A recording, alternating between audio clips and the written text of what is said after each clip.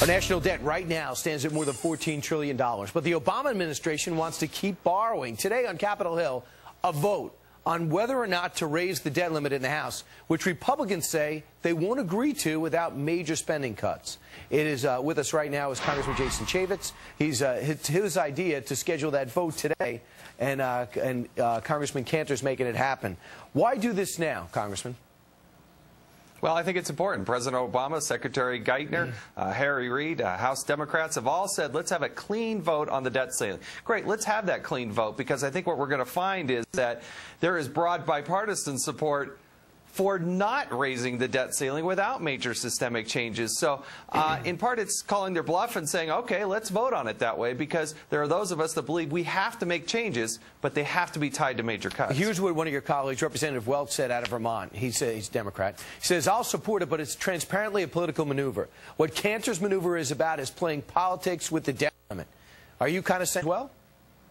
No, I think what we are saying actually to the bond markets, to people who buy our debt, the U.S. national debt, is that we are going to make some major changes. I think it's actually going to give them some reassurance, because it's going to say, hey, look, we're not going to just keep adding the debt without actually cutting spending. And when they see this vote go down, and then they see us come back later with major systemic changes to the way we spend money in this country, it'll give them a reassurance into the marketplace. So, no, it's not just a political thing. It's what they asked for. Now we're giving it to them, and I think they're going to see it go down in flames. So, for example, you would agree to raising the debt limit if there were substantial cuts on the other side, but you're somewhat frustrated by the lack of negotiating on both ends, correct?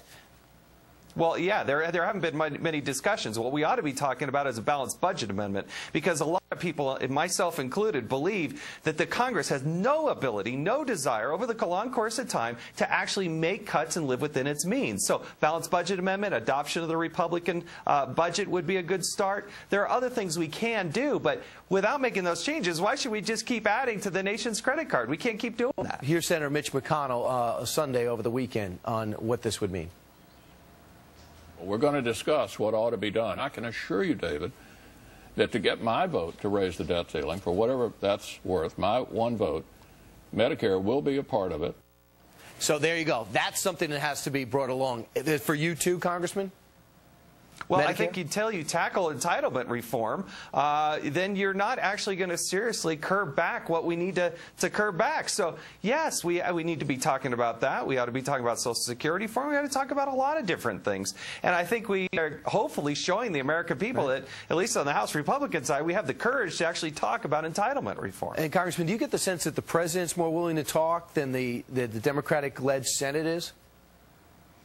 I hope so. We need everybody to the table in order to make this thing happen, because we're paying more than $600 million a day just in interest on this debt. We can't keep doing this, and there are a lot of us that believe this is one of the, maybe the single biggest threat to the United States is our financial instability and our inability to rein in spending. And prediction on the numbers of votes we'll see? How's this going to break? Well, I don't know. The vote will happen about 6:30 p.m. Eastern tonight. I think what we will see is bipartisan support in opposition to unilaterally raising more than $2 trillion on the debt limit. I think that's the way you see the vote go down tonight. Congressman Jason Chaffetz, you talk, they listened, we'll see the vote. Thanks so much for joining us and give us the inside story.